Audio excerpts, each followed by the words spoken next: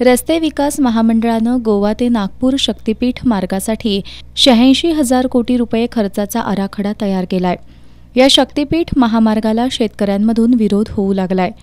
गोवा नागपूर हा शक्तीपीठ मार्ग कोल्हापूर जिल्ह्यातील आजरा, भुदरगड, कागल, शिरोळ, हातकणंगले आणि करवीर या 6 तालुक्यातील 59 गावांमधून जाणार आहे।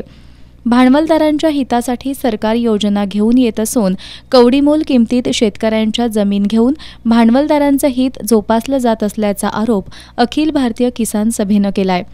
शक्तीपीठ मार्गाविरोधात जिल्ह्यात ग्रामसभा घेऊन या मार्गाला विरोध दर्शवला जाईल। त्याचबरोबर वेळ पडल्यास मंत्र्यांना गाव बंदही करू असा इशारा किसान सभेनं दिलाय।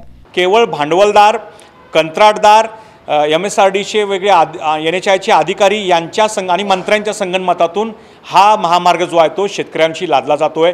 शेतकऱ्यांच्या याला कवडीमोल भावाने जमिनी घेतल्या जातात। अगोदर या पद्धतीने महामार्ग केले त्याला अजिबात त्यांनी दर दिलेले नाही आहेत।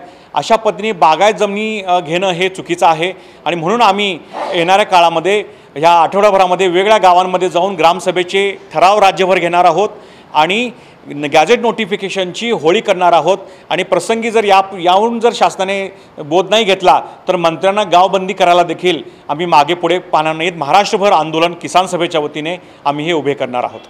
पत्रकार बैठकीला अखिल भारतीय किसान सभेचे जिल्हाध्यक्ष YN पाटील, उपाध्यक्ष संजय पाटील, बाळासाहेब पाटील, माऊली नलवडे, दिनकर सूर्यवंशी, वसंत पाटील उपस्थित होते।